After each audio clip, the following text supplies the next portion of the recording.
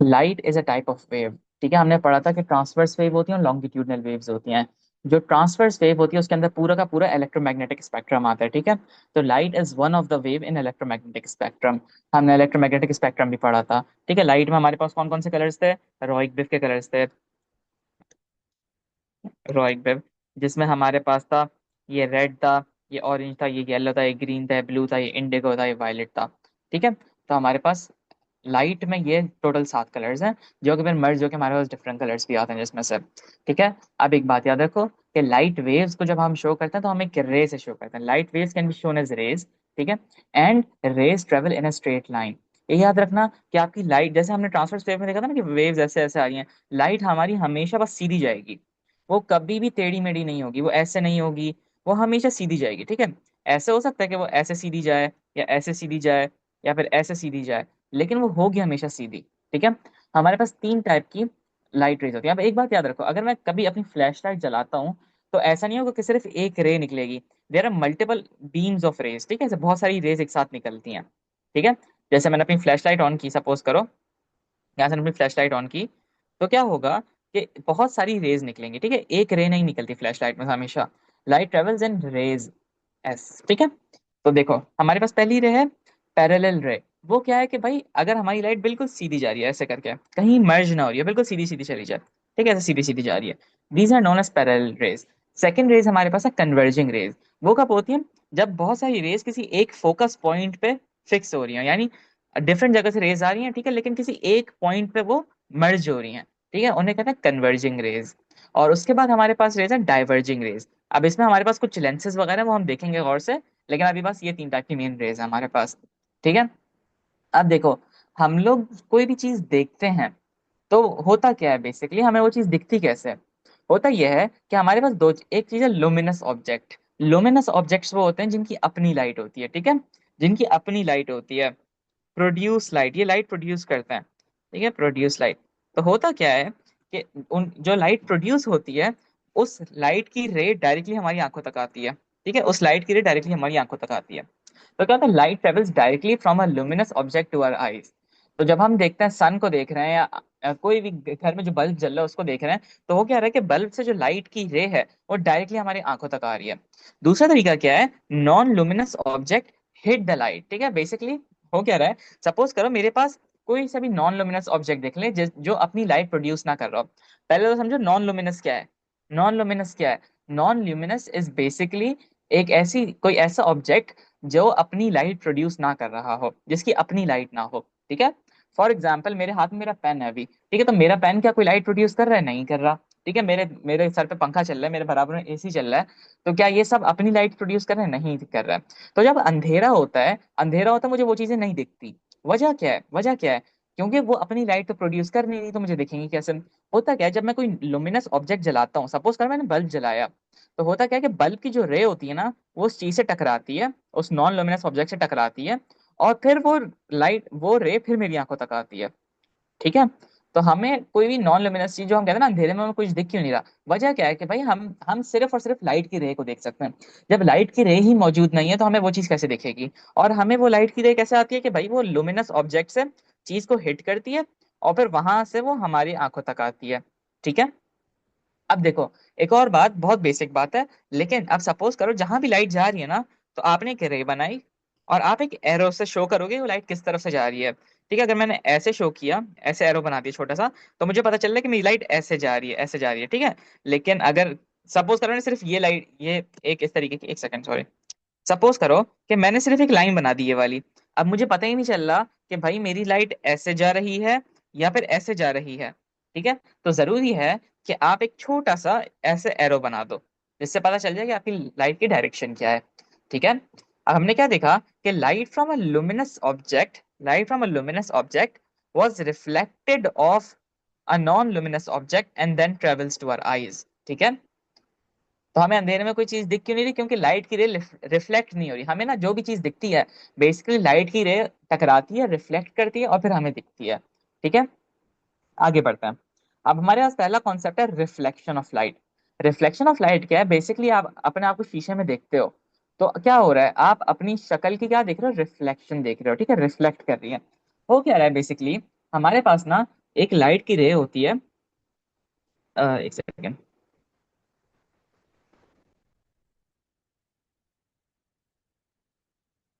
Suppose करो मेरे पास ना लाइट की एक रे आती है सीधी सीधी, ऐसे लाइट की रे आई, ठीक है। अब वो टकराएगी और टकरा के कहाँ जाएगी? क्या अंदर चली जाएगी? नहीं ना। कोई भी ऑब्जेक्ट लाइट को अपने अंदर नहीं लेता भाई, वो लाइट को बाहर फेंक देता है, ठीक है। अनलेस वो ट्रांसल्यूसेंट ओपेक हो, हम जैसे बाद में देखेंगे। लेकिन मुझे बताओ, अगर मैं अपनी दीवार पे लाइट मारता हूँ तो वो लाइट कहाँ जा रही है? दीवार के अंदर तो नहीं जा रही ना। वो क्या रहा है कि वो लाइट रिफ्लेक्ट कर जाती है, रिफ्लेक्ट कर जाती है हमारी दीवार से। अब आप बोलोगे भाई दीवार से तो रिफ्लेक्ट नहीं कर रही, रुक जाओ। देखो मैंने यहाँ लिखा है स्मूथ सरफेस। देखो अब लाइट यहाँ से टकराई और यहाँ से फिर वो वापस चली गई टकरा के, ठीक है। फिर ऐसे डिफरेंट लाइट की बहुत सारी रेज आएंगी हमारे पास, ठीक है, जो कि ऐसे ऐसे टकरा के चली जाएंगी, ठीक है। अब देखो, अब ना हमें क्या हो रहा है कि you can see the reflection of other objects inside smooth surfaces. जो स्मूथ सरफेस होती है उसमें लाइट की जो रे होती है ना, वो ऐसे आती है और फिर डायरेक्टली निकल जाती है। अगर सरफेस हमारी स्मूथ है तो हमें उसमें ऑब्जेक्ट की रिफ्लेक्शन दिखेगी। जैसे सपोज करो, अगर मैंने अपनी गाड़ी को पॉलिश करवाया है तो मुझे अपनी गाड़ी में अपनी शक्ल दिखती है। मैं घर में जाता हूँ, शीशे के सामने खड़ा होता हूँ, तो मुझे शीशे में अपनी शक्ल दिख रही है। वजह क्या है कि भाई स्मूथ सरफेस है, ठीक है। अब देखो, अगर मेरे पास सरफेस स्मूथ नहीं होगी तो क्या होगा? होगा ये कि लाइट रे आएगी। अब सपोज करो ये मेरे ना घर की दीवार है, मैंने घर की दीवार है और इसे मैं माइक्रोस्कोप से देखता हूँ, तो बताऊँ क्या होगा? मुझे अभी सपोज करो अपनी घर की दीवार देख रहा हूँ तो मुझे ऐसे दिखेगी, ठीक है, ऐसे सीधी दिखेगी। मुझे नहीं दिख रहा। अगर मैं इसे माइक्रोस्कोप से देखता हूँ ना, बहुत इनलार्ज करके देखता हूँ, तो मुझे दिखेगा कि दीवार के अंदर ऐसे छोटे छोटे ऐसे पार्ट्स बने हुए हैं, ठीक है। मतलब वो अंदर से रफ है, ठीक है, स्ट्रेट नहीं है, स्मूथ नहीं है। तो ये जो क्या होगा, माइक्रोस्कोपिक लेवल। अब जब मैं इसे दोबारा छोटा कर दूं तो देखने में तो बिल्कुल सीधी लग रही है, ठीक है, देखने में दीवार बिल्कुल सीधी लग रही है। लेकिन उसको अगर मैं बहुत इनलार्ज करके देखता हूँ तो मुझे पता चलेगा कि जो उसकी सरफेस है वो एक्चुअली में सीधी नहीं है, वो रफ सरफेस है, ठीक है। तो उस सूरत में क्या होगा कि लाइट ना आएगी, लाइट आके टकराएगी, ठीक है, टकराएगी और रिफ्लेक्ट कर जाएगी। चलो एक सेकंड, में रफ सरफेस पे आने से पहले थोड़ा सा आगे बढ़ता हूँ, एक चीज बताता हूँ। लॉ ऑफ रिफ्लेक्शन पढ़ाता हूँ, फिर दोबारा आऊंगा इस बात पे। देखो, हमारे पास ना एक चीज है लॉ ऑफ रिफ्लेक्शन के नाम से। वो क्या है कि भाई जो द एंगल ऑफ रिफ्लेक्शन जो है ना, वो इक्वल है एंगल ऑफ इंसिडेंस के। एंगल ऑफ इंसिडेंस क्या बोला है भाई? एंगल ऑफ इंसिडेंस से भी पहले इंसिडेंस क्या चीज है, सिर्फ इंसिडेंस क्या चीज है? भाई देखो, जब मैं अपनी लाइट जलाता हूँ ना, तो मेरे सपोज करो मैंने यहाँ पे, एक सेकेंड, मैंने ये फ्लैश लाइट जलाई, ठीक है, ये मैंने एक फ्लैश लाइट जलाई। अब फ्लैश लाइट से लाइट निकल लिया। जो लाइट की रे निकलेगी ना, जो डायरेक्ट रे आ रही है सीधी सीधी, ये इंसिडेंट रे है। अब जब वो किसी चीज को अभी उसने हिट नहीं किया, अब जैसे अब उसने शीशे को हिट कर दिया, ठीक है, शीशे को हिट कर लिया, मेरे सामने ही शीशा है, ठीक है, मेरे सामने ही शीशा है, ठीक है। तो क्या होगा, अब जब मेरी लाइट ने पहले जो आती हुई रे है, जो पहली रे जिसने टकराई, जो शीशे से टकराई, वो रे होती है इंसिडेंट रे। और जब वो रे बाउंस ऑफ हो जाएगी, जिस जिस जिस डायरेक्शन में बाउंस ऑफ होती है वो, जब वो बाउंस ऑफ होगी तो वो क्या होगी? वो रिफ्लेक्टेड रे होगी, ठीक है। I hope this is clear. थोड़ा सा मैं ऐसे बताता हूँ। समझो मैंने फ्लैश लाइट जलाई, तो मेरी लाइट अभी ऐसे आई, ठीक है। वो क्या होगा, वो सीधी आई और वो दीवार से टकरा गई या मिरर से टकरा गई। तो अब ये वाली जो रे है, जो मेरे पास ये वाली रे है, ये वाली, ये कौन सी है? ये इंसिडेंट रे है, इंसिडेंट, ठीक है। इसे क्या कहता हूँ? Incident ray. और फिर जब ये रिफ्लेक्ट कर गई, यानी अब ये वापस जा रही है, देखो मेरा एरो, देखो एरो क्या कह रहा है। जब मेरा एरो वापस जा रहा है तो ये कौन सी रे है? ये रिफ्लेक्टेड रे है, रिफ्लेक्टेड रे, ठीक है। क्लियर है? अब देखो, हमारे पास ना एक चीज है, एक एंगल, एक लॉ ऑफ रिफ्लेक्शन है जो कि फरमाता है कि भाई the angle of reflection is equal to the angle of incidence, ठीक है। थोड़ा सा समझते हैं सर। सबसे पहले देखो, हम ना जब भी एंगल ऑफ इंसिडेंस और एंगल ऑफ रिफ्लेक्शन बनाते हैं तो हम बनाते हैं नॉर्मल के जरिए। नॉर्मल क्या चीज़ है भाई? नॉर्मल ना बेसिकली समझो, जिस सरफेस से भी हमारी लाइट टकराती है, उस सरफेस के करीब एक 90 डिग्रीज की हम एक इमेजिनरी लाइन बनाते हैं, imaginary line. This line does not exist actually में, लेकिन हम एक इमेजिनरी लाइन बनाते हैं। सपोज करो, ये मिटा देता हूँ मैं, ये मेरी सरफेस है ब्लैक वाली, ठीक है। इसका 90 डिग्री क्या होगा? इस पे 90 डिग्री क्या होगा? ऐसे होगा कुछ सीधा तरीके से, है ना। 90 डिग्री इस तरीके का एंगल होता है, ये वाला एंगल होता है, ये 90 डिग्री का एंगल होगा। सही है? समझ रहे हो? अब देखो, हुआ क्या कि मैंने ना एक नॉर्मल बना दिया, ठीक है, नॉर्मल बना दिया। अब मेरी इंसिडेंट रे ऐसे आती है, ऐसे आती है, ठीक है, नॉर्मल, और वो सरफेस से टकराती है। ठीक है, जहां भी वो सरफेस से टकराएगी ना, जिस तरफ भी वो सरफेस से टकराएगी, बिल्कुल उस जगह पे मैं अपना नॉर्मल बनाऊंगा। और नॉर्मल क्या होगा, सरफेस के 90 डिग्रीज बनेगा। ठीक है, और फिर मैं अपनी रे को, मैं ना यहाँ का एंगल देखूंगा कि इंसिडेंट रे, जो रे आई और नॉर्मल के बीच में कौन सा एंगल है। ये वाला जो एंगल है ना, इससे मैं कहता हूँ एंगल ऑफ इंसिडेंस। ठीक है, यानी ये मेरा नॉर्मल था। ठीक है, ये मेरा नॉर्मल था, और मेरे पास ये लाइट आई, लाइट की रे आई जो कि इंसिडेंट रे थी। ठीक है, इंसिडेंट रे जैसे ही टकराएगी, तो नॉर्मल और इंसिडेंट रे के बीच में जो एंगल बनेगा, वो होगा एंगल ऑफ इंसिडेंस। क्लियर है, समझ आ गया। ठीक है, अब क्या होगा कि अब जब मेरी लाइट टकराई, अब वो रिफ्लेक्ट करेगी। ठीक है, वो क्या करेगी, तो रिफ्लेक्ट करेगी। रिफ्लेक्ट करके वो कहाँ जाएगी, वो चलो ऐसे वापस चली गई। तो ना, हमारे पास एक रूल आता है कि भाई, जो मेरा एंगल ऑफ इंसिडेंस होगा ना, वो एंगल ऑफ रिफ्लेक्शन के बराबर होगा। मतलब क्या बात है इस बात का, कि जो मेरे पास यहाँ पे जो एंगल बनेगा, पहले तो समझो ये वाला एंगल, ये जो एंगल बना मेरे पास, ये मेरे पास है एंगल ऑफ रिफ्लेक्शन। ठीक है, ये क्या है, ये है मेरे पास एंगल ऑफ रिफ्लेक्शन। यानी जो नॉर्मल के बीच में और रिफ्लेक्टेड रे के बीच में जो एंगल बना है, वो क्या है, एंगल ऑफ रिफ्लेक्शन। अब रूल क्या कहता है, रूल कहता है कि जो एंगल ऑफ इंसिडेंस है, वो एंगल ऑफ रिफ्लेक्शन के बराबर में है। सपोज करो, अगर इंसिडेंट रे और नॉर्मल के बीच में 45 डिग्रीज का एंगल बनता है। ठीक है, तो जब रे रिफ्लेक्ट करेगी ना, तो वो भी 45 डिग्रीज पे रिफ्लेक्ट करेगी। ठीक है, वो भी 45 डिग्रीज पे रिफ्लेक्ट करेगी। ठीक है, समझ आ रही है। अभी नंबर ऐसी हाइपोथेटिकल है, लेकिन आई होप दिस इज क्लियर। तो ये एंगल ऑफ इंसिडेंस, और ये मेरे पास एंगल ऑफ रिफ्लेक्शन। अच्छा रुको हफ्सा। ठीक है, तो क्या है कि भाई एंगल ऑफ इंसिडेंस बराबर है एंगल ऑफ रिफ्लेक्शन के। ठीक है, क्या फरमाया हमारे इसने। अब आप चीजें देखो, नॉर्मल क्या है, normal is a line drawn 90 degree to the surface. यानी जिस सरफेस से भी लाइट टकराएगी, उस सरफेस पे जो 90 डिग्री पे एक हम इमेजिनरी लाइन ड्रॉ करेंगे। ठीक है, this line does not exist actually में, ये इमेजिनरी एग्जिस्ट कर रही है। ठीक है, और फिर हम कहते हैं कि एंगल आई जो और एंगल आर जो है, वो हमेशा नॉर्मल से किए जाता है। अक्सर बच्चे बताओ क्या गलती कर रहे हैं, वो इस वाले एंगल को मेजर कर लेते हैं, इस वाले एंगल को मेजर कर लेते हैं। नहीं भाई, जो नॉर्मल और रे के बीच में, चाहे वो रिफ्लेक्टेड रे हो या इंसिडेंट रे हो, उसके बीच में जो एंगल होगा, वो वाला एंगल होगा एंगल ऑफ इंसिडेंस या एंगल ऑफ रिफ्लेक्शन। अब ये वाला रूल फॉलो करते ना, मैं थोड़ा ऊपर आता हूँ दोबारा सरफेस पे। तो अब देखो मेरे पास ना ये रफ सरफेस है, ये क्या है, मेरे पास एक रफ सरफेस है।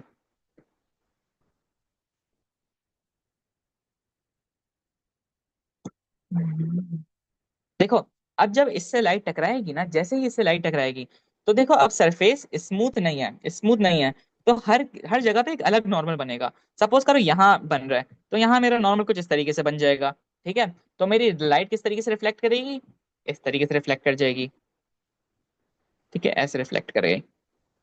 तो देखो, यहाँ पे जो ये वाला एंगल होगा, ये एंगल ऑफ इंसिडेंस होगा, और ये वाला एंगल एंगल ऑफ रिफ्लेक्शन होगा। अब सपोज करो मेरे पास एक और रे आती है ऐसे करके, ऐसे आती है,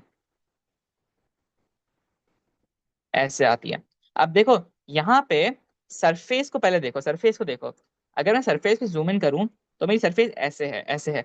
ठीक है, तो मेरा बताओ नॉर्मल कैसे होगा। मेरा नॉर्मल कुछ इस तरीके से होगा। पहले सरफेस को थोड़ा सीधा करता हूँ, ये मेरी सरफेस है सीधी सी। ठीक है, तो मेरा नॉर्मल ना कुछ इस तरीके से होगा, यहाँ पे कुछ इस तरीके से मेरा नॉर्मल होगा। और मैं देखूंगा कि यहाँ पे जो इस नॉर्मल और इंसिडेंट रे के बीच में जो एंगल बन रहा है, उसी एंगल को फॉलो करते हुए मेरी लाइन वापस जाएगी। यानी अब मेरे रिफ्लेक्शन कुछ इस तरीके से हो जाएगी,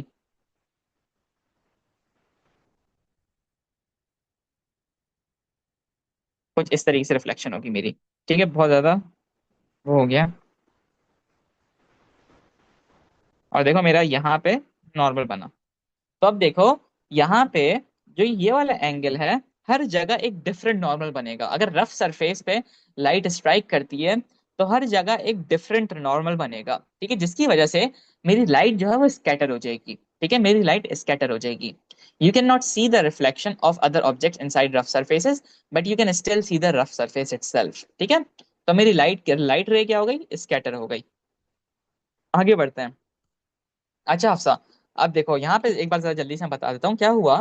कि भाई हमारे पास जो भी सरफेस होती है ना, सपोज करो मेरे पास ये एक सरफेस है, ठीक है, ये मेरे पास एक सरफेस है, ठीक है, और मैंने यहाँ पे एक बल्ब जला दिया,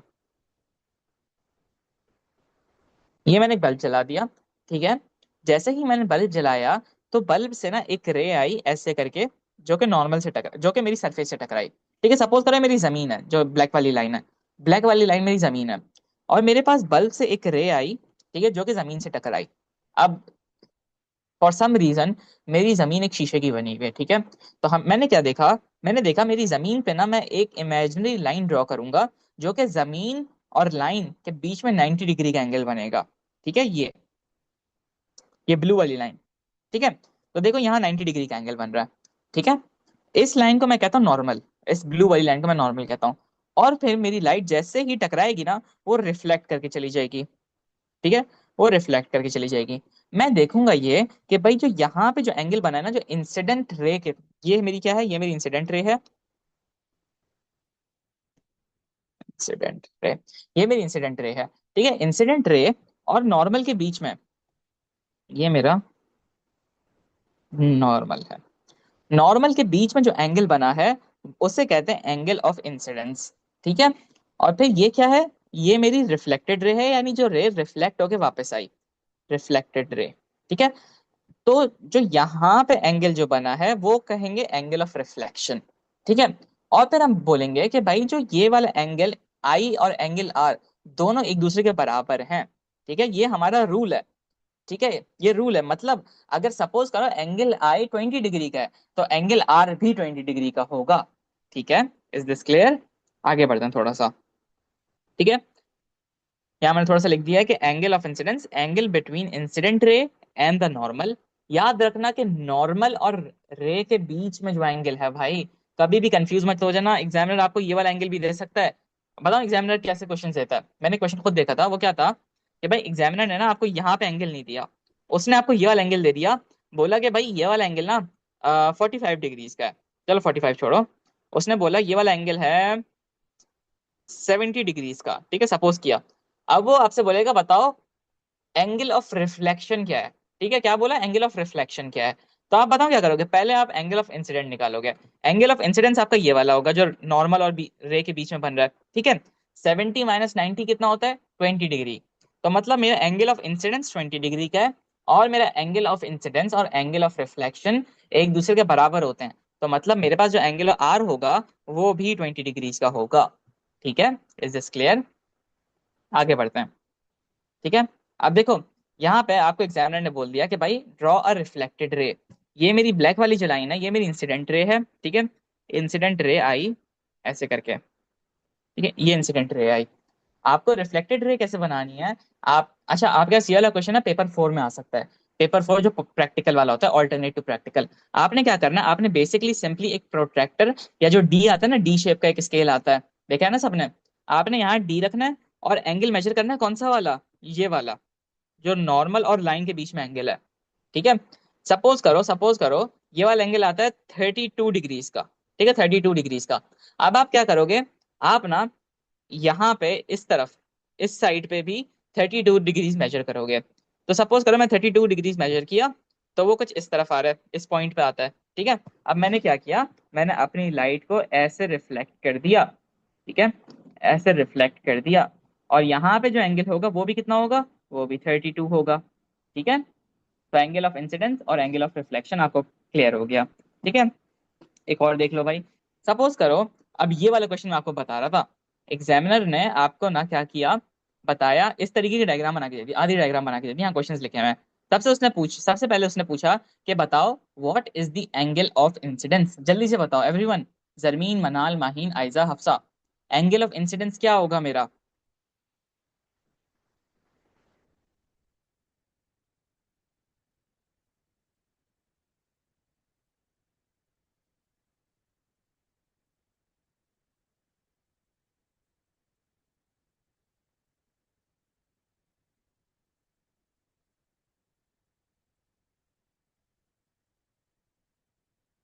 हाउ इज एवरीवन गेटिंग 90 70 भाई? क्या मेरी मैथ्स बिल्कुल खराब है?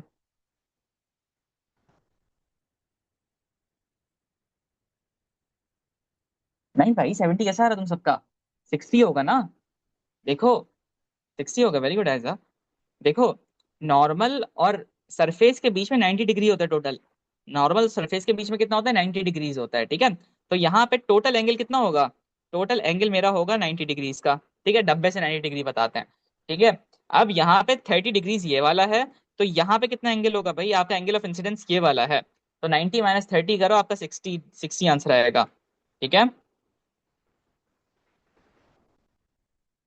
60 डिग्रीज, ठीक है। समझ आ गई? अब एग्जामिनर क्या बोलता है?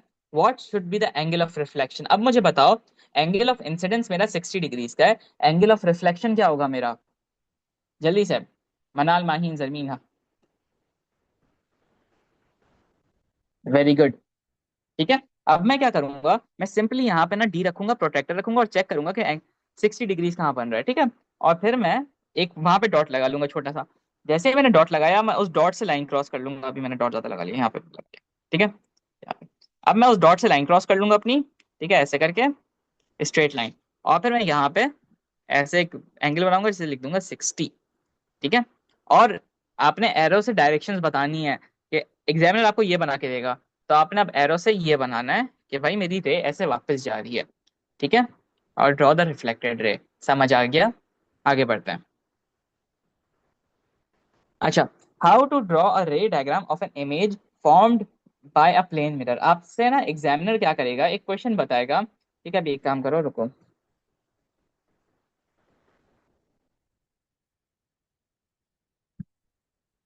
मैं जरा सारे पॉइंट्स हाइड कर देता हूँ फिलहाल।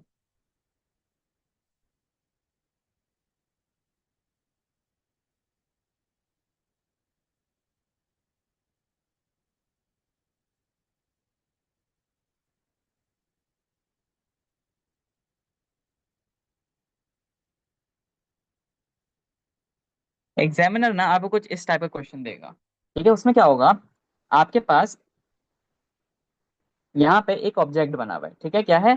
ये ऑब्जेक्ट है मेरे पास, ठीक है। मेरे पास एक ऑब्जेक्ट बना हुआ है, और यहाँ पे मेरे पास आंख बनी हुई है, एक आई बनी हुई है, ठीक है।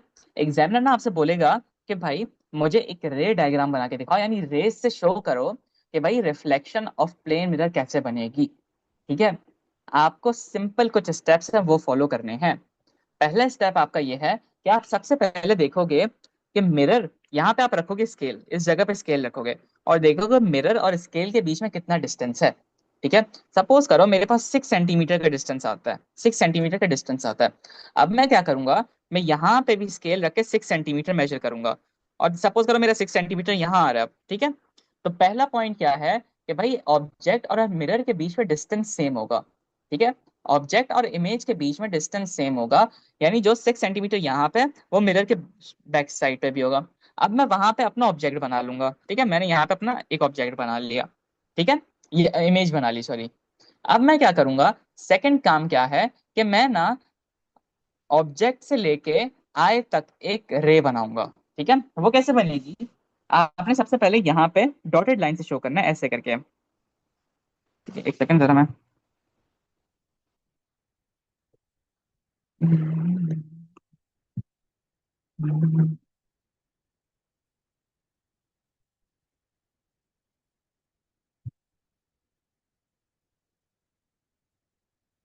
ठीक है। आपने सबसे पहले यहाँ पे एक डॉटेड लाइन से शो करना है। मुझे बताओ डॉटेड लाइन क्यों बनाई है? डॉटेड लाइन इसलिए बनाई है कि भाई मिरर के पीछे एक्चुअल में लाइट थोड़ी है, ये तो बस मैं रे दिखाना चाह रहा हूँ। एक्चुअल में तो लाइट मिरर के पीछे है ही नहीं।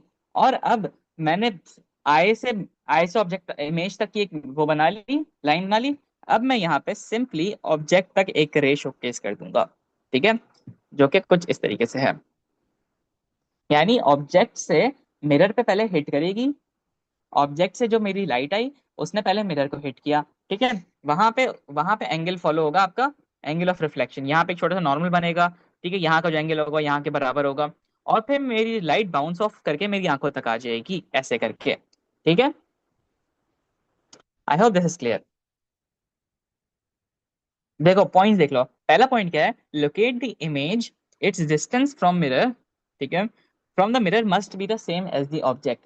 सेकंड पॉइंट क्या है, draw a ray from the image towards the eye. ठीक है, जब आपने ये कर दिया, थर्ड पॉइंट क्या है, draw a ray from the object to the point of intersection, यानी ऑब्जेक्ट से लेके यहाँ, ऑब्जेक्ट से मैं, अरे यार, ऑब्जेक्ट से मैं मिरर तक आया, ठीक है, और फिर वापस अपनी आंखों तक आ गया।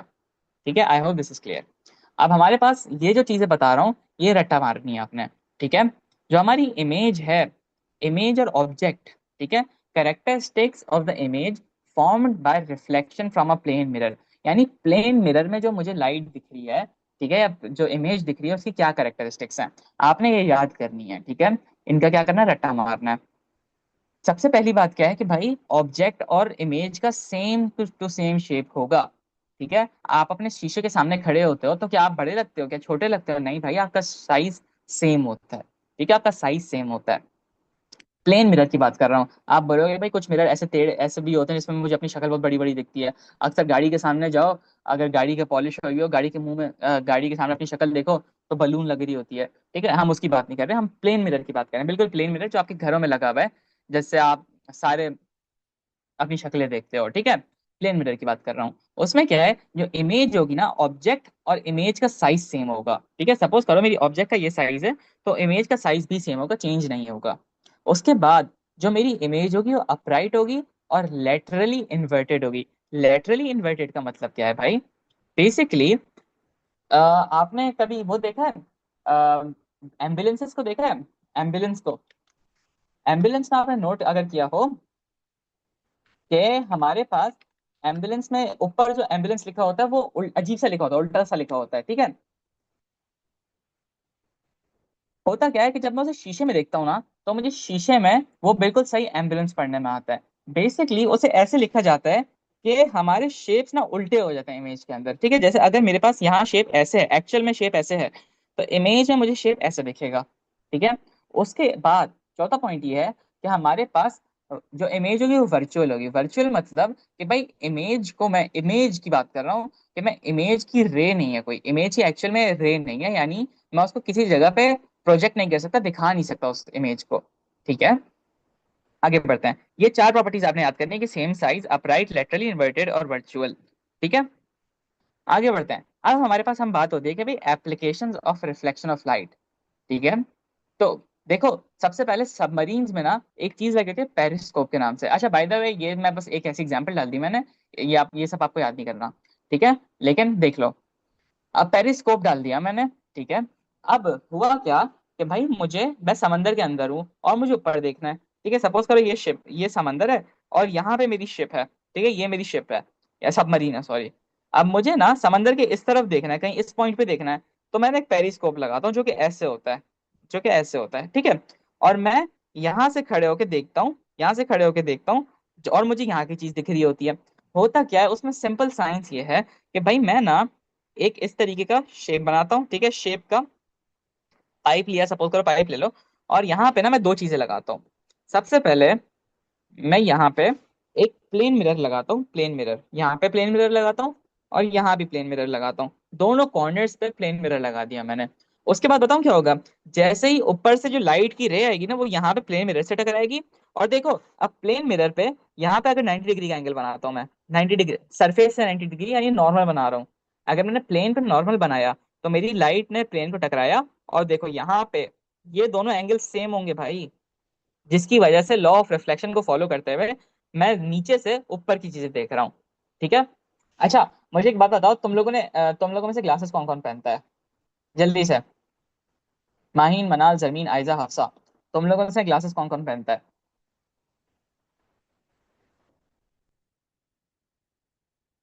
गाइस जल्दी जल्दी, किसी ने कभी आंखों का टेस्ट करवाया है? Not from the machines. हमारे पास ना एक चीज होती है, कभी आप लोग गए हो देखने, एक सेकंड, मेरा शायद उसकी पिक्चर है।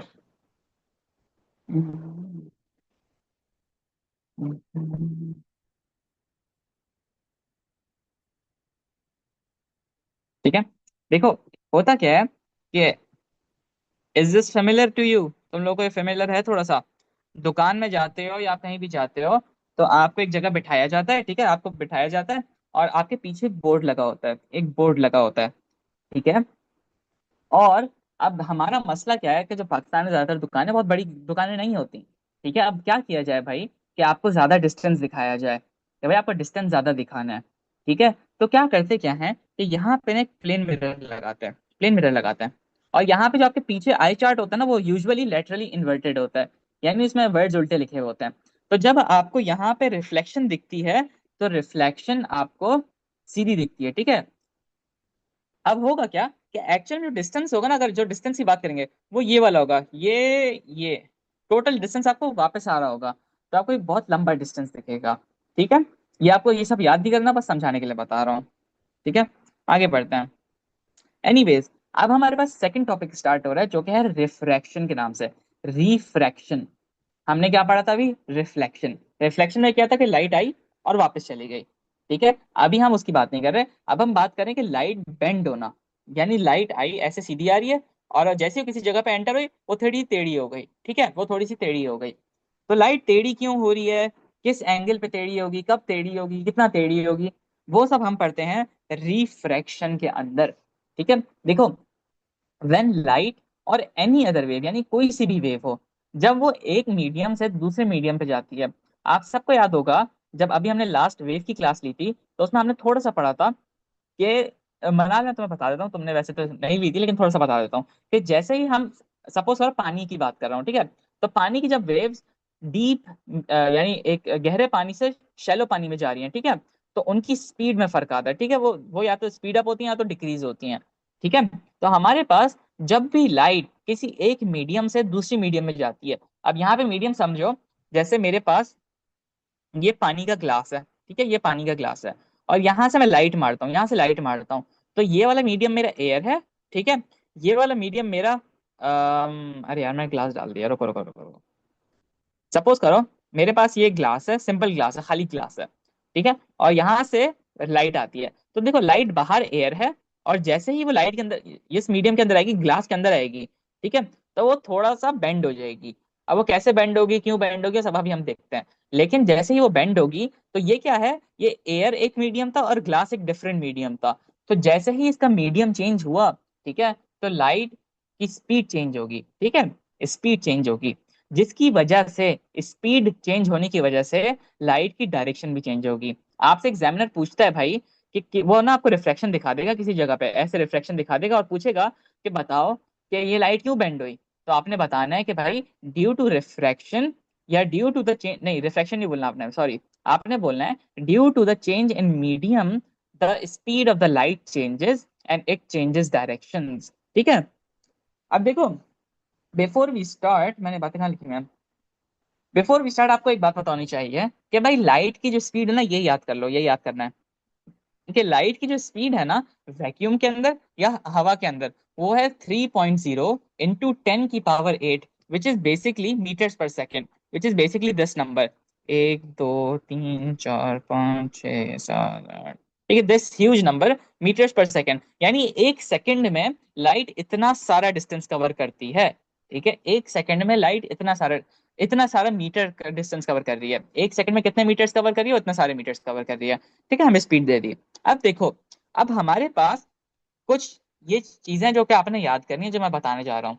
ठीक है, इफ लाइट स्लोज डाउन, अगर लाइट स्लो हो रही है, ठीक है, अगर लाइट स्लो हो रही है तो नॉर्मल की तरफ तरफ बेंड करेगी। समझो भाई, अगर मेरे पास यहाँ पे ना नॉर्मल है, और नॉर्मल कह रहा हूँ, ये मेरी सरफेस है, ठीक है, ये मेरी सरफेस है, इस पे नॉर्मल कैसे बनेगा, इस सरफेस पे 90 डिग्री का नॉर्मल बनेगा ऐसे। ठीक है, यानी यहाँ पे कुछ 90 डिग्री का एंगल होगा। ठीक है, ये 90 डिग्री का एंगल है, ये मेरा नॉर्मल बन गया। अब सपोज करो मेरी ना लाइट आती है ऐसे, ऐसे आती है। ठीक है, अब मैं लाइट की वापस जाने की बात नहीं कर रहा, लाइट इस मीडियम के अंदर एंटर हो रही है। अगर मैं ग्लास के अंदर लाइट मार रहा हूँ तो लाइट मेरी ग्लास के गो थ्रू कर रही है ना, बिल्कुल कर रही है, आप घर में भी इसका एक्सपेरिमेंट कर सकते हो। ठीक है, अब ग्लास क्या करेगी, हमारे पास लाइट तीन तरीके से जा सकती है। एक तरीका क्या है कि लाइट मेरी ऐसे चली जाए, ऐसे चली जाए, ठीक है, इस तरफ बेंड कर जाए। दूसरा तरीका क्या है कि मेरी लाइट थोड़ी इस तरफ बेंड कर जाए, ठीक है, या ऐसे बेंड कर जाए।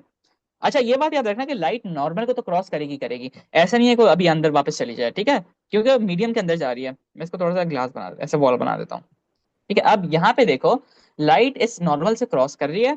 ठीक है, और अब वो हमारे पास या तो वो लाइट ऐसे जाएगी, ठीक है, या तो ऐसे जाएगी या तो ऐसे जाएगी। ठीक है, हमें देखना है कि भाई सपोज करो, मैं ना इसको थोड़ा सा चेंज करता हूँ।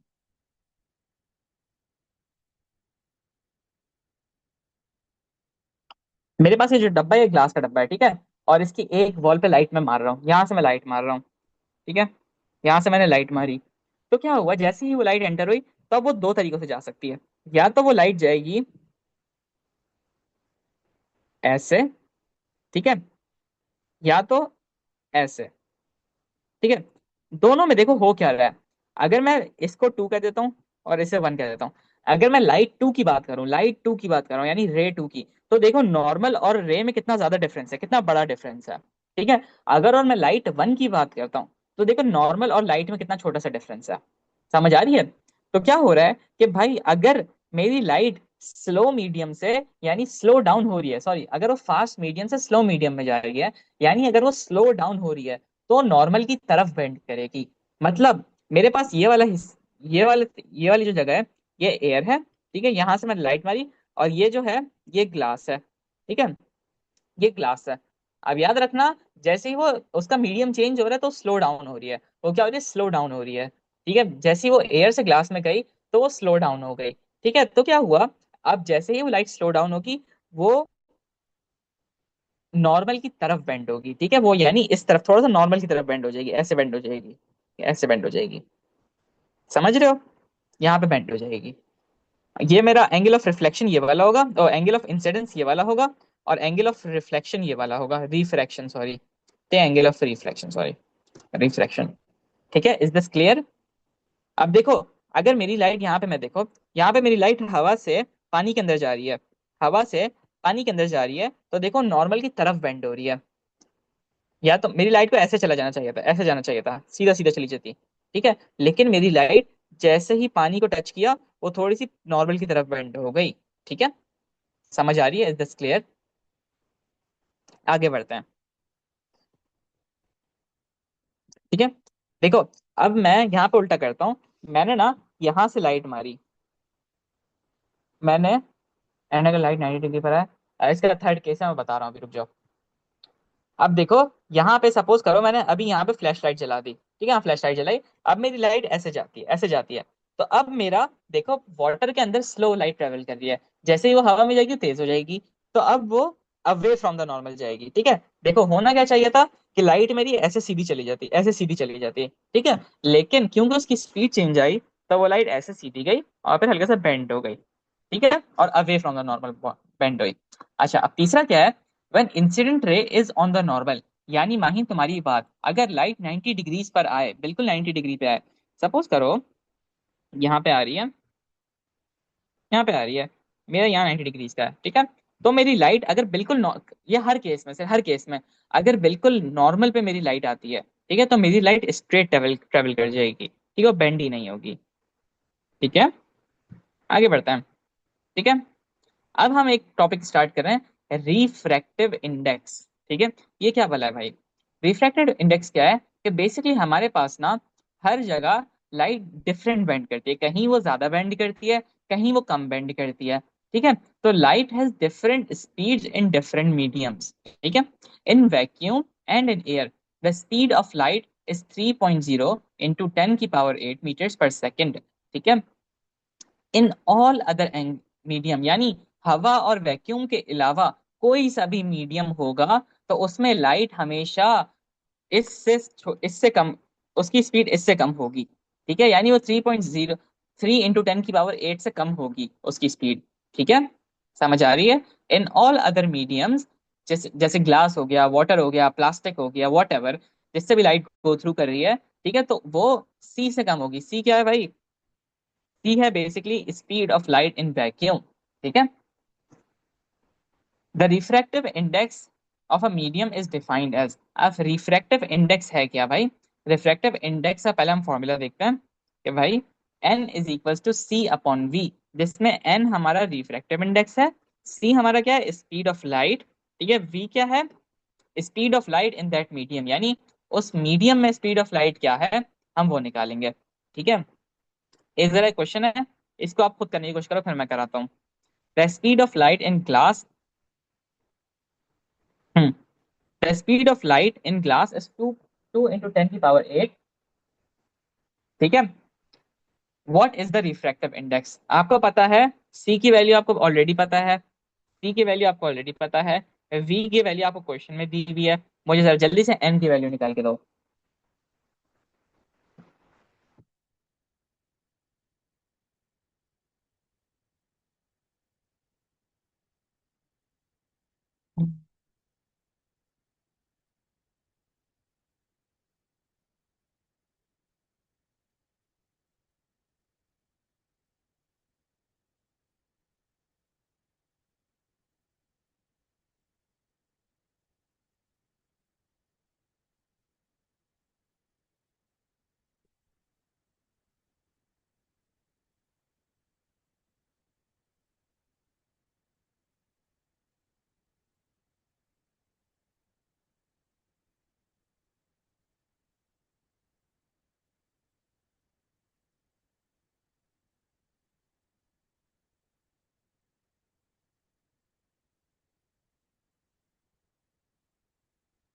1.5 आ रही है। ठीक है, वेरी गुड एवरीवन, 1.5 आंसर आ रहा है। ठीक है, क्लियर है। एन की वैल्यू आई, n is equals to 3.0 into 10 की पावर 8 अपॉन 2.0 इंटू 10 की power 8 which is equals to 1.5। ठीक है, I hope this is clear. आगे बढ़ते हैं। अब हमारे पास ना स्नेल भाई का एक लॉ आता है, स्नेल्स लॉ आता है, जो कि है लॉ ऑफ रिफ्रैक्शन। अभी हमने लॉ ऑफ रिफ्लेक्शन पढ़ा था, अब रिफ्रैक्शन पढ़ रहे हैं। ठीक है, लॉ ऑफ रिफ्रैक्शन क्या है भाई? लॉ ऑफ रिफ्रैक्शन कुछ यूं है कि भाई द साइन ऑफ एंगल, अच्छा आप लोगों ने थोड़ा सा ट्रिग्नोमेट्रिक आइडिया है, साइन कोस्टैन सो कट हुआ, किसी ने ट्रिग्नोमेट्री पढ़ी है थोड़ी बहुत? हफ्सा, आयजा, माहीन, मनाल। ठीक है, तो आप सबको साइन कॉस्टैन का आइडिया होगा। ठीक है, नहीं भी आइडिया है तो डोंट वरी। बेसिकली हमारे पास साइन कॉस्टैन कुछ रेशियोज होते हैं मैथ्स में। ठीक है, तो खैर अब आपको मैं वो सब तो नहीं पढ़ा रहा फिलहाल, लेकिन देखो हमारे पास सीन क्या है कि भाई the sine of angle of refraction is directly proportional to the sine of angle of incidence. कुछ समझ नहीं आया सर क्या कह रहे हैं? रुको भाई, एक सेकंड रुक जाओ। देखो, आपने जब मैंने आपको शुरू में क्या पढ़ाया था, डायरेक्टली प्रोपोर्शनल पढ़ाया था। ठीक है, पहली दूसरी क्लास में पढ़ाया था। वो क्या था कि भाई सपोज करो हम स्प्रिंग कांस्टेंट लेते हैं। ठीक है, स्प्रिंग कांस्टेंट पढ़ाया था, एफ इज इक्वल्स टू के एक्स। मतलब के क्या है? हमारा कांस्टेंट वैल्यू है, के हमारी कांस्टेंट वैल्यू है जो कि चेंज नहीं हो रही। ठीक है, चेंज क्या हो रहा है? अगर मेरी फोर्स बढ़ती है तो मेरी एक्सटेंशन भी बढ़ती है। ठीक है, अब फोर्स एक्सटेंशन छोड़ दो, अब सब भूल जाएंगे कि क्या चीज है भाई। बस ये याद करो कि मेरी एक क्वांटिटी एफ है, दूसरी क्वांटिटी एक्स है। ठीक है, अगर मैं एफ बढ़ाता हूँ तो मेरा एक्स भी बढ़ेगा। ठीक है, एग्जाम्पल भाई, एग्जाम्पल, सपोज करो मैं जाता हूँ बाहर कुछ खरीदना है। ठीक है, मुझे जाके एप्पल्स लेने हैं, एप्पल्स बाय करना है। ठीक है, अगर मैं दुकान वाले को 100 रुपीज देता हूँ तो वो मुझे 1 kg एप्पल्स देगा। ठीक है, अगर मैं उसे 200 देता हूँ तो वो मुझे 2 kgs एप्पल देगा। अगर मैं उसे 300 देता हूँ तो वो मुझे 3 kgs एप्पल देगा। ठीक है, तो क्या होगा, मैं एक चीज कर देता हूँ, जरा एक चीज चेक करता हूँ। मैं देखता हूँ कि भाई एप्पल और रुपीस का रेशो देखता हूँ। मैं देखता हूँ कि भाई मुझे 1 kg एप्पल जो है वो मिलते हैं कितने में? वो मुझे मिलते हैं 100 रुपीज में। ठीक है, अब अगर मुझे बाय करना है 2 kg एप्पल्स, तो वो मुझे कितने में मिलेंगे? अब मैं पहले कांस्टेंट की वैल्यू निकालता हूँ, कांस्टेंट की वैल्यू निकालता हूँ। तो मुझे कांस्टेंट की मिलेगी 1/100। ठीक है, विच इज बेसिकली 0.01, 0.01। अब ना मुझे बाय करने 2 kg एप्पल्स, 2 kg एप्पल्स। तो मैं देखूंगा कितने के मिल रहे हैं। कांस्टेंट में रखता हूँ 0.01, यानी अब ये वाली वैल्यू चेंज नहीं होगी। और मैं करता हूँ मल्टीप्लाई बाय रुपीज। अब मुझे रुपीज निकालना है, 2 डिवाइड बाय 0.01 करो तो आपको आंसर मिल जाएगा 200 रुपीज।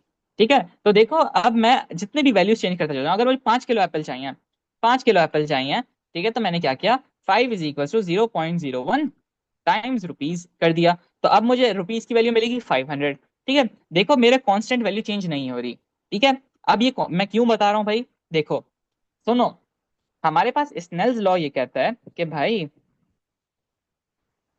एंगल ऑफ रिफ्रैक्शन जो है ना वो डायरेक्टली प्रोपोर्शनल है एंगल आई के। ठीक है, sine R, sine are is directly proportional to sine I, और यहाँ पे क्या चीज मिसिंग है, कांस्टेंट मिसिंग है। अब के लगा दिया, ठीक है। अब देखो, अगर मैं इस क्वेश्चन को अरेंज करता हूँ, इज इक्वल्स टू के टाइम साइन आई, अगर मैं इस क्वेश्चन को अरेंज करता हूँ थोड़ा सा, तो मुझे कुछ इस तरीके का क्वेश्चन देखने को मिलेगा। Sine I upon sine are is equals to constant, या फिर sine are upon sine I is equals to constant पे यहाँ पे वैल्यू मैं के डाल रहा हूँ अभी फिलहाल। ठीक है, हमारे पास यहाँ अब आप बोलोगे कि भाई कहीं आई ऊपर है कहीं आर ऊपर है, रुक जाओ, टेंशन ना लो, रुक जाओ। देखो, हमारे पास साइन आई अपॉन साइन आर या फिर sine are upon sine I is equals to constant. अब ये कांस्टेंट क्या भला है भाई, यहाँ पे हम कांस्टेंट क्या चीज है, यहाँ पे कांस्टेंट रिफ्रैक्टिव इंडेक्स है जो हमने अभी निकाला। रिफ्रैक्टिव इंडेक्स पता है क्या होता है, कि भाई बेसिकली किसी मीडियम में कितना लाइट बेंड होगी, ठीक है, कितने कांस्टेंट से लाइट बेंड होगी, वो रिफ्रैक्टिव इंडेक्स है। ठीक है, तो यहाँ पे हमारे पास जो कांस्टेंट है वो रिफ्रैक्टिव इंडेक्स की वैल्यू है। तो हमारे पास फॉर्मूला आता है, refractive index is equals to sine I upon sine are.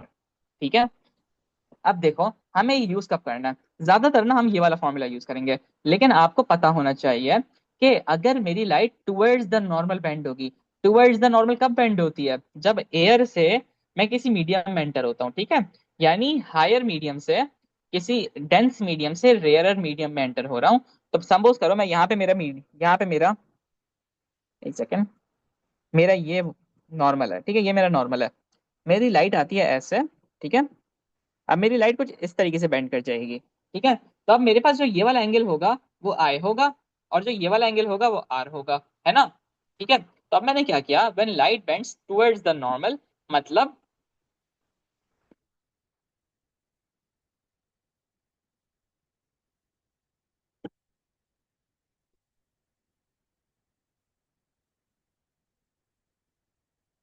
Suppose करो पानी से हवा में जा रही है, ठीक है, पानी से एक लाइट हवा में जा रही है, ओ हवा से लाइट पानी में जा रही है, ठीक है, अगर मेरी लाइट हवा से पानी में जा रही है तो मेरा जो साइन आय होगा वो मैं ऊपर रखूंगा और साइन आर नीचे रखूंगा। लेकिन अगर उल्टा हो रहा है, अब वो पानी से हवा में जा रही है, तो फिर मेरा ये भी उल्टा हो जाएगा, ठीक है, which is basically when light bends away from the normal. इसके हम एक दो क्वेश्चंस देखेंगे ताकि आपको अच्छे से समझ आ जाए। ठीक है, अब देखो यहाँ पे आपको क्वेश्चन दिया हुआ है, the refractive index of the glass is 1.5, angle i is equal to 60 degrees. आप बताओ एंगल आर क्या है, निकाल लो भाई जरा जल्दी से। एन इज इक्वल्स टू, अब देखो मेरी लाइट हवा से एंटर हो रही है, ठीक है, कहाँ से एंटर हो रही है, रे, यहाँ से एंटर हो रही है, ठीक है, ये वाला एंगल, तो साइन आई अपॉन साइन आर का फॉर्मूला यूज होगा। साइन आई, आई आपको दिया हुआ है 60 डिग्रीज का, साइन टाइम्स 60 लगाओ, 60, ठीक है, अपॉन साइन आर, आर ढूंढना आपने। अब आपने एन की वैल्यू क्या दी हुई है, एन की वैल्यू आपको क्वेश्चन में दी हुई है 1.5, 1.5। आप बताओ सॉल्व कैसे करोगे, सबसे पहले करोगे sine r multiply by 1.5 is equals to sine 60, sine 60, जो भी आपकी साइन 60 की वैल्यू आएगी ना, मैं निकाल लेता हूँ, एक सेकंड जरा रुको।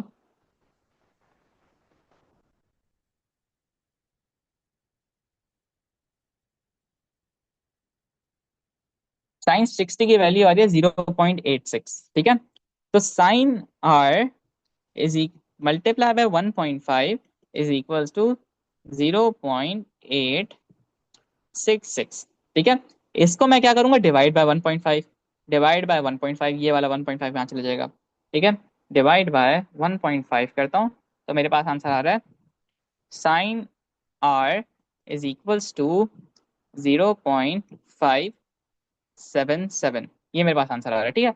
अब देखो यहाँ पे अभी ये साइन आर की वैल्यू है, मुझे आर की वैल्यू चाहिए, तो आप लोगों को इनवर्स लेना आता है, आप आर लिखो इज इक्वल्स टू साइन, यहाँ पे -1, साइन इनवर्स मल्टीप्लाई 0.577, अपने कैलकुलेटर्स में शिफ्ट का नंबर दबाओ, शिफ्ट दबाओ, ठीक है, और फिर उसके बाद साइन का ऑप्शन दबाओ, तो आपके पास ये साइन इनवर्स में आएगा।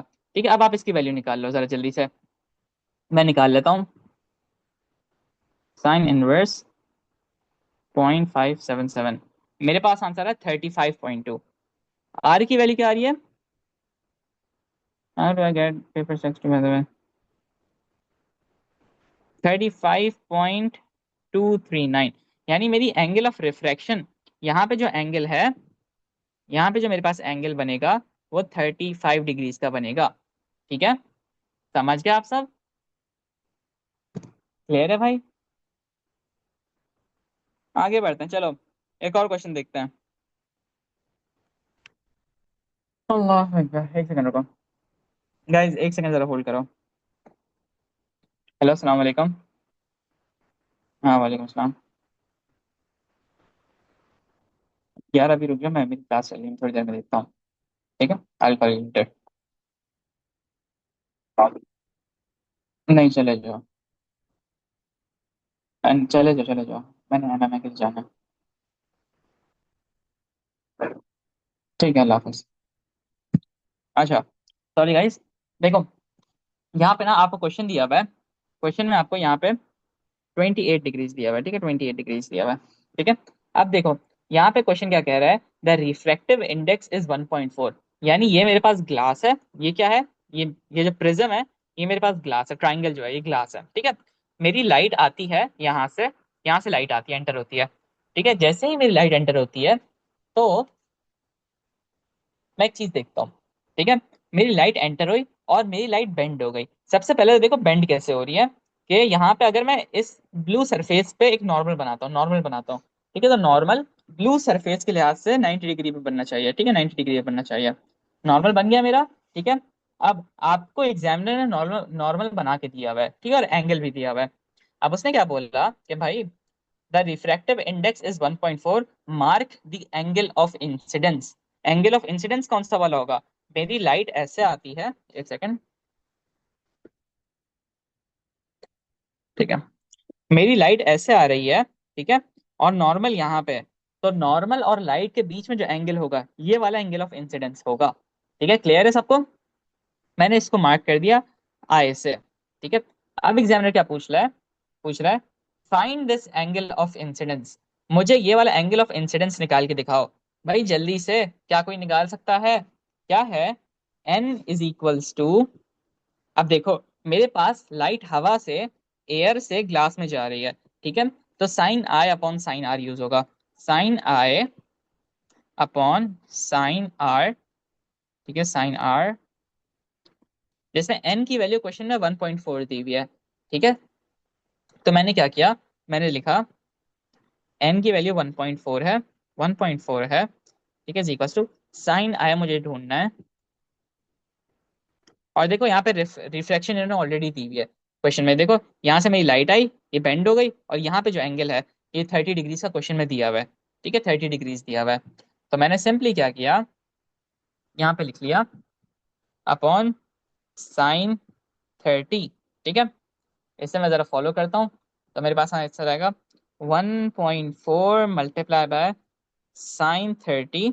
ठीक है, is equals to sine I. Sine I आया। ठीक है, अम इसको मैं जरा करने दो, एक सेकंड। ये आंसर आएगा 0.7। 0.7 is equals to sine I. Sine I, और लास्टली क्या करूंगा मैं, sine inverse 0.7 is equals to I. ठीक है, आई की वैल्यू क्या आ रही है मेरी, 44.4 is equals to angle of incidence. ये मेरा एंगल आ गया, कौन सा वाला, ये वाला, ये ब्लैक वाला। ठीक है, ये वाला एंगल, यहाँ पे जो एंगल बना है ये कितना आया, 44.4। मैं इसे मार्क कर देता हूँ। जब भी आपको कोई चीज मिले ना, आपने सबसे पहले उसे मार्क करना है। ठीक है, उसके बाद क्वेश्चन क्या बोलता है, find the angle of incidence, continue the path of the ray as it emerges from the prism. अब देखो रे ना यहाँ से आई ऐसे सीधे, ठीक है, ऐसे सीधे आई। अब यहाँ पे आपने सबसे पहले क्या करना है, आपने नॉर्मल ड्रॉ करना है। ये तो मैंने ड्रॉ कर दिया, आपको एग्जामिनर ये ड्रॉ करके नहीं देगा। ठीक है, आपने यहाँ पे नॉर्मल ड्रॉ करना है। नॉर्मल कैसे ड्रॉ होगा, मैं इस ब्लू सरफेस पे अपना स्केल रखूंगा। ठीक है, स्केल रखूंगा और एक लाइन ड्रॉ कर दूंगा। ठीक है, एक 90 डिग्री पे, यानी इस सरफेस पे, ब्लू वाली सरफेस पे एक 90 डिग्री का एंगल बनना चाहिए। ठीक है, ये देखो यहाँ 90 डिग्री का बन रहा है एंगल। समझ आ रही है? अब मैंने अपना नॉर्मल ड्रॉ कर दिया। अब मुझे बताओ मेरी लाइट कैसे जाएगी, away from the normal towards the normal, क्योंकि डेंस मीडियम से लाइटर मीडियम पे जा रही है। यानी अब जब देखो यहाँ पे, यहाँ पे जब वो आई तो उसे ऐसे सीधा जाना चाहिए था, लेकिन ये टूवर्ड्स द नॉर्मल बेंड हो गई। ठीक है, टूवर्ड्स द नॉर्मल बेंड हो गई। तो अब ये दोबारा away from the normal bend हो जाएगी। इसकी सबसे आसान ट्रिक है, अगर किसी एक जगह से लाइट निकल रही हो ना दूसरी जगह पे, तो जो पाथ वो पहले फॉलो कर रही थी वही वाले पाथ पे लाइन ड्रॉ करो। तो अब ये कुछ इस तरीके से निकल जाएगी। ठीक है। अब क्या बोला है, find the angle of refraction as it emerges from the prism. ठीक है भाई, आखिरी वाला एंगल निकालो जरा जल्दी से। हाय हाय हाय, ये कौन सा पार्ट था, पार्ट बी था ना ये वाला। पार्ट डी करते हैं। पार्ट डी क्या फरमाता है, हमारे पास है n इज इक्वल्स टू, अब देखो यहाँ पे मेरे पास जो लाइट है वो डेंसर मीडियम से लाइटर मीडियम में जा रही है ना, यानी ग्लास से हवा में जा रही है। तो अब मैं स- जो डेंसर मीडियम होगा उसे ऊपर रखूंगा। ठीक है, साइन आर अपॉन साइन आई करूंगा। ठीक है, अब हम लिख सकते हैं साइन आर अपॉन साइन आई। ठीक है, जिसमें हमारे पास n की वैल्यू, देखो n की वैल्यू चेंज नहीं होगी, n की वैल्यू 1.4 ही रहेगी क्योंकि ग्लास का मीडियम है ना। तो 1.4 इज इक्वल्स टू, क्वेश्चन क्या कहता है हमें, 1.4। अब देखो r की वैल्यू मुझे चाहिए तो मैं r को ऐसे ही छोड़ूंगा, साइन r, साइन i की वैल्यू क्वेश्चन में देखो 28 डिग्रीज दी हुई है, ये 28 डिग्रीज की दी हुई है। तो मैंने लिखा साइन 28, साइन 28, ऐसे मैं सिंपली मल्टीप्लाई कर लो, बाकी तो आसान है। 1 sine 28 is equals to sine r। ठीक है, जरा इसको फॉलो करो, एक सेकंड मुझे निकालने दो। ये आ रहा है 0.657 is equals to sine r. याद रखना कि हमेशा साइन आर 0 पॉइंट में नहीं आना भाई, थोड़ा बड़ा एंगल आएगा, एग्जामिनर कभी भी आपको इतना छोटा एंगल नहीं देगा। ठीक है, ये साइन आर की वैल्यू है। मैं आपको बता नहीं रहा ये कितने बच्चों ने गलती की है कि वो साइन आर की वैल्यू को रिफ्लेक्शन समझ के आ गए, नहीं भाई ऐसा कैसे पॉसिबल है। इतनी छोटी रिफ्लेक्शन, आपको 1 डिग्री से छोटी रिफ्लेक्शन होगी नहीं, 1 डिग्री से छोटी रिफ्लेक्शन तो आप ड्रॉ भी नहीं कर पाओगे। ठीक है, अब मैंने क्या किया, sine inverse 0.657 is equals to r. ठीक है, इसको सॉल्व करो जरा जल्दी से, कोई निकाल के दे सकता है इसकी वैल्यू, जल्दी से निकालो इसकी वैल्यू।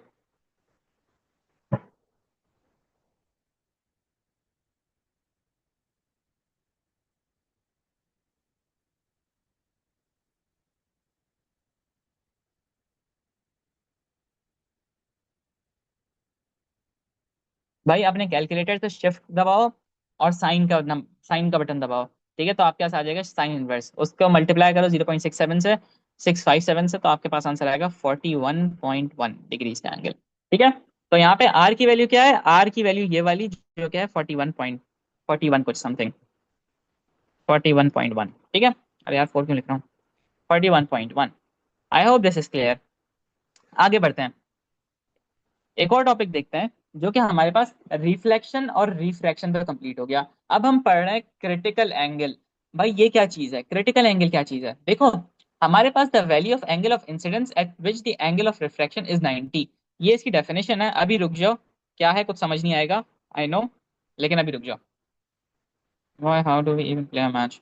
अच्छा, the value of angle of incidence at which the angle of refraction is 90 degrees। क्या मतलब, देखो भाई हम कुछ स्टेप देखते हैं। मेरे पास ना एक लाइट आती है यहाँ से सीधा, और यहाँ पे अभी सरफेस पे नॉर्मल ऐसे बनेगा। ठीक है, अगर मेरी लाइट बिल्कुल नॉर्मल पे आ रही है तो वैसे सीधा निकल जाएगी, ऐसे सीधा निकल जाएगी। ठीक है, सीधा निकल गई। तो क्या होगा, when light is incident at the normal it goes straight, पहला स्टेप हो गया। अब देखो आहिस्ता आहिस्ता ना, अब मैंने लाइट को अपनी इंसिडेंट को, पहले मैं बल्ब यहाँ मार रहा था, यहाँ बल्ब मार रहा था, ठीक है, तो मेरी रे ऐसे आ रही थी।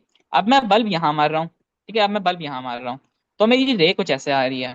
ठीक है, अब मैंने क्या देखा, देखो जब मैं अपनी रे को ऐसे लाता हूँ तो मेरी रे बेंड होना शुरू हो जाएगी, बेंड, सॉरी, मेरी रे ऐसे आई और बेंड कर गई। ठीक है, ऐसे आई, बेंड कर गई, आहिस्ता आहिस्ता। जितना मैं ये वाला एंगल बढ़ाता जा रहा हूँ ना, जितना मैं रे यहाँ से लाता जा रहा हूँ, मेरी रे बेंड होती जा रही है टुवर्ड्स द नॉर्मल। ठीक है, समझ आ रही है यहाँ तक।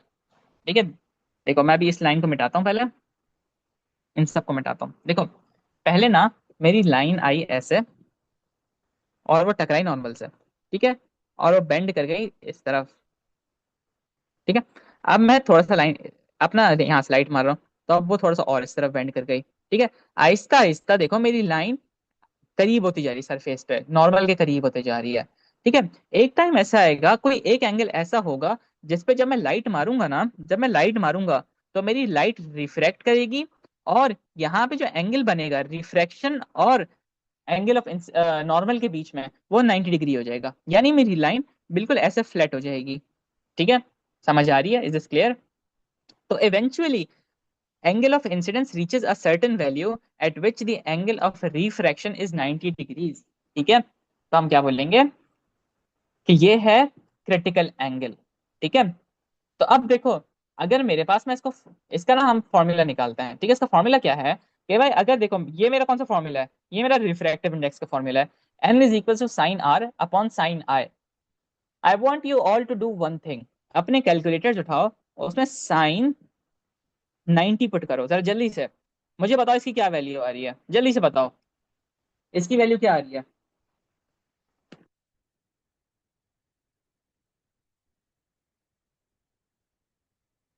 वेरी गुड मनाल। ठीक है, तो मेरे पास अगर मैं साइन आर की जगह 90 डिग्री पुट करता हूँ, ठीक है, क्योंकि क्रिटिकल एंगल है, तो क्रिटिकल एंगल पे जरूरी है कि साइन आर की जो वैल्यू होगी, यानी एंगल ऑफ रिफ्रैक्शन की जो वैल्यू होगी, वो 90 डिग्रीज की ही होगी।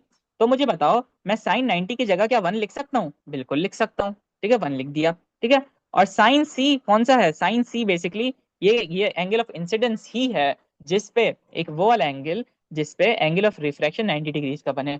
ठीक है, कोई स्पेसिफिक एंगल ऑफ इंसिडेंस जिसपे एंगल ऑफ रिफ्रैक्शन 90 डिग्रीज का बन जाए। ठीक है, तो मैंने इसको पुट किया, ये मेरे पास एक फॉर्मूला बनता है जो कि बराबर होगा एन के। ठीक है, एन के। ठीक है, अगर मैं इसको थोड़ा सा चेंज करता हूँ, ठीक है, मैं थोड़ा सा चेंज करता हूँ इसको, तो देखो, मैंने इसको थोड़ा सा इज इक्वल टू एन कर दिया, 1 upon sine c is equal to n, क्योंकि रिफ्रैक्टिव इंडेक्स है। और अब मैं सिंपली इसे क्या करता हूँ, वो कर देता हूँ, 1 upon N is equals to sine C.